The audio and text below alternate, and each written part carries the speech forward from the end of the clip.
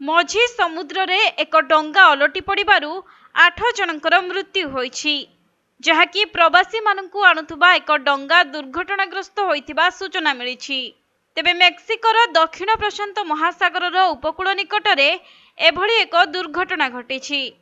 मिलिथिबा सूचना मुताबक गतकाली एही दुर्घटना घटिछि। मृत 8 जन प्रवासी एशियार बोली आशंका करा जायछि।